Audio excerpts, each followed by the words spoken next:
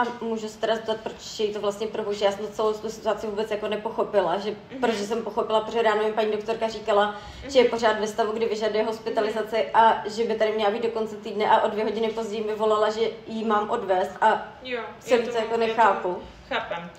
Takto, proste to z provozných príčin, ako otázky proste na to ďalej fakt ako na vedenie. Ako my sme dostali proste ako informáciu, že bohužiaľ ako budeme to musieť týmto spôsobom spraviť a takže potom proste více, keď budete mať na toto otázky, potom sa priamo ako obrátiť na vedenie. To ako ani ja, ani pani doktorka práve Utekalová s tým proste viacej ako keby nespravíme. Jo. A vy propouštíte všechny pacienty? Ako čo myslíte? No všechny pacienty si propouštíte z té hospitalizace. Je práve nahlásené, že práve by zajtra mala byť nejaká odstávka. Ako proste pokiaľ to bude takto potvrdené, tak bohužiaľ to budeme musieť takto spraviť. Jo, tak mi říkal, že jí mám odvést do zítra do 10 a že tak jsem přemýšlela, jestli propouštíte všechny pacienty v akutním stavu, nebo jak to máte jako s těma ostatníma domluvený, protože mě to trošku jako zaráží, že pokud máte něco, co je plánovaného, tak jste to určitě nedozvěděli dnes a pokud už jste teda na to nějakým způsobem nezareagovali dřív, tak bych očekávala, že budete mít teda domluvený s jinýma pracovištěma, kam ty pacienty přiveznou. Ako tých hospitalizácií právě v rámci Brna je fakt jako hodně. Jo, akože to no, ale jako kdybyste mi to řekli při příjmu, což bylo před 2 dny, jo. Tak já bych to obsadila jinam. Informace nemali. Neříkejte mi, že o odstávce elektřiny vás informovali dneska. Ako to nám vedení dávalo, tak to vedíš. No, vedení možná, ale jako pochybuji, že vedení měla tuto informaci až dnes. Jo, jako... Ja vám na toto bohužiaľ viacej ako k tomu nepoviem. Jo? Keď budete mať na to nejaké otázky, proste fakt sa obrátiť ako na vedenie na pána doktora Šranka, ktorý to tu hlavne ako vedie, odkiaľ vlastne tieto informácie idú k nám. Takže proste nejaké ďalšie dotazy, ja bohužiaľ ako tým, že proste ja som pohotovostný doktor, jo? Ja proste vám s týmto ďalej nepomôžem. Jo, takže kdyby mi ten pes umřel, tak je vám to vlastne asi jedno, že? To nehovorím. A to určite ako není takto pravda, ale ako momentálne ona není ani teraz ako v ohrožení života. Sami ste hovorili, že proste je aktivnější a je lepšia.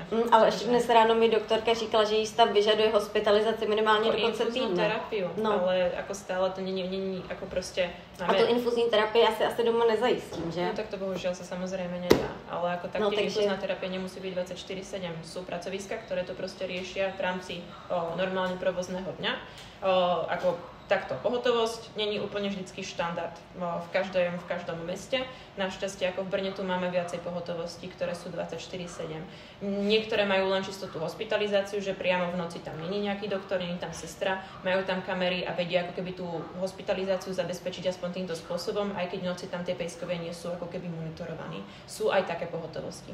Potom následne sú proste veteríny, kde sa ako keby nechávajú tí pejskovia len čisto cez tú pracovnú dobu a na noc idú domov.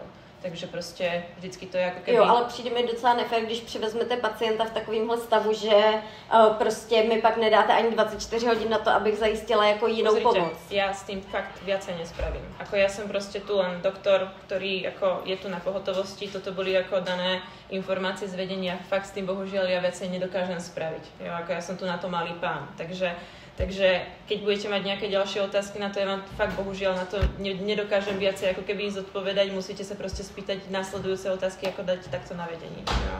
No, tak to už jsem jednou zkoušela, asi to znovu riskovat nebudu, ale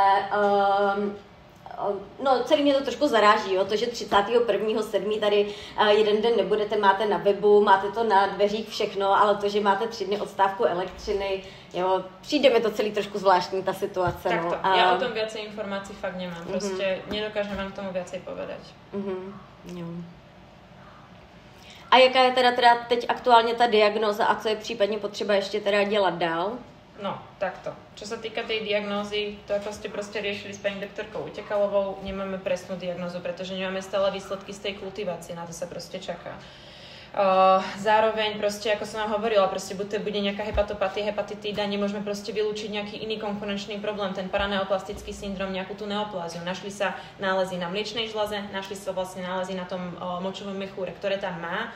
Ťažko povedať, nevideli sme to, ako to vyzeralo vlastne v minulosti, či to narástlo alebo nie. Preto to je aj lepšie vždycky riešiť na jednom pracovisku. Pretože oni si tie snímky vedia porovnať, ako to je moc veľké, ako kam sa to vyvíja. Takže proste stále to nemusí byť len jeden ten problém na tých játrech, aj keď tie proste niektoré parametre sa tam zvýšili, CRPčko nám zase sa znížilo, takže na niečo nám ako keby zareagovala, ale proste stále. konkrétnu diagnózu proste momentálne teraz nemáme. Ale ako ona sa klinicky momentálne teraz lepší, je aktívnejšia, není taká bolestivá na to bříško ako takové. A mohl byste mi prosím aspoň do té zprávy teda napsat, proč ji propouštíte? Akože ja to môžem nejak sa komunikovať s pani doktorkou, akože ja vám hovorím, proste táto je správa, čo som ja dostala. No tak já bych ráda, aby to tam bylo napsaný. No dobré. Jo, prostě pokud ten pes bude pak ohrožený na životě, protože se mi ho nepodaří jako jinde hospitalizovat, tak bych byla ráda, aby tam bylo teda napsané, že jste ji přijali do péče a proč ji propouštíte. A mne bolo ale povedané, že vy už máte zabezpečenú hospitalizáciu niekde. Nemám. Okay. Já jsem nevedela, to je bolo povedané. Dobre, tak ja to idem ešte prekomunikovať s pani doktorkou a...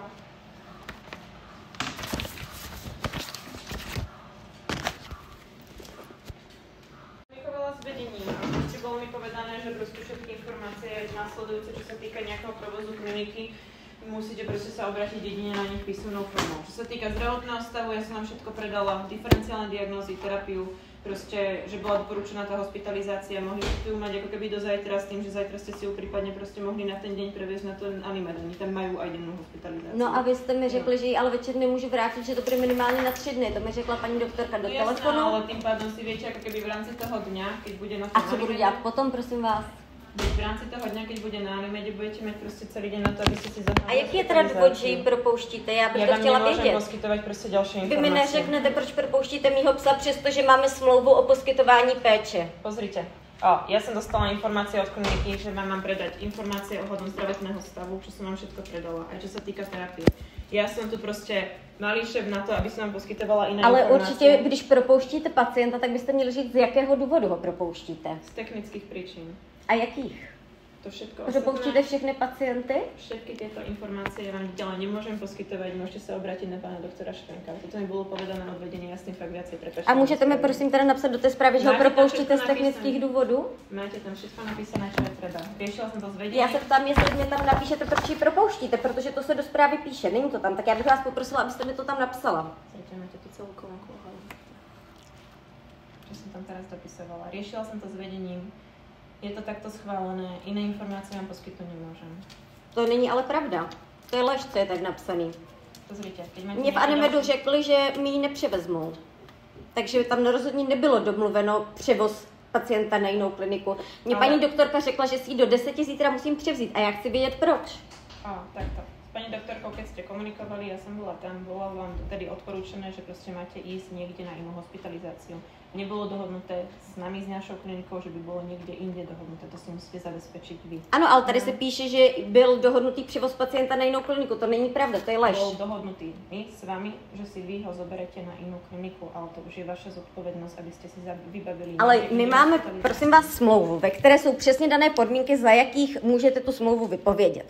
Jo, a pokud tady jsou naplněné, tak mi je sdělte. Pozrite, ja vám informácie ohľadom provozu kliniky, ohľadom týchto zmluv fakt nemôžem dať. Ja som doktor, ja sa starám o zvieratá. Jo? Zdravotný stav sme spolu prekonzultovali, terapiu sme spolu prekonzultovali, diferenciálne diagnózy sme spolu prekonzultovali. Ja na ostatné veci nemám bohužiaľ kompetenciu. Jo? Toto je proste veľká firma, sú nado mňou ľudia a toto sú informácie, takže ktoré pan doktor Šrenk není schopen vzít kritiku a proto radši nechá umřít psa. Chápeme se správně, že? Všetky informácie, čo sa týka provozu kliniky. Takže je to úplná náhoda, že jsem požádala o přezkoumání kalkulace na Jagi Praha a následně jste mi volali, že si mám psa odvést a hodinu potom mi přišel e-mail od pana doktora Šrenka, že jsem agresivní a hloupá majitelka a že takové na své klinice nechce. Je to celý jenom zhoda náhod a jsou to provozní důvody. Proto to nemáte napsáno na dveřích, proto to nemáte napsáno na stránkách, proto paní v čekárně říkala, no a můžu jste mi říct, jestli propouštíte všechny pacienty, řekla jste, že ne, takže z toho je jasný, že žádný provozní... Mám to nahraný, že jste mi to řekla před chvílí. Ale já jsem to nehovorila, já jsem povedala, že... Řekla jste mi to, že s ostatními pacienty se budete domlouvat poté, co se to zítra potvrdí, jestli ty... No, takže to je úplně jiná situace, protože mě jste řekla, že jí do 10 musím odvést, to je hodně jiná situace. Takže... Strašne prekrúcate slova. Já to mám nahraný, takže... Toto jste přesně povedala. Ja som nám presne povedala to, že pokiaľ sa tá odstavka potvrdí, budeme musieť tých pacientov previesť. Presne No, to som povedala, ale to Adi, jste neznamená, řekla, že to je že na Adi 100%. musíte odvést do 10. Bolo to takto s vami domluvené? Ne, nebylo to domluvené, to bylo oznámené, to bylo Ja sa k tomu oznámené. viacej vyjadrovať nebudem. To mi bylo oznámené, rozhodně mi to nebylo s nikým domluvené. Neskutečný jednání, jakože hustý, fakt hustý. Neuvěřitelný jednání, jakože to jsem fakt nezažila. No, nemáte si osoby bez cizího. To je jedno, je to na obranu mých práv, já jsem advokátka, nemusíte mi... Pokud to zveřejníte, tak vy budete mít problém.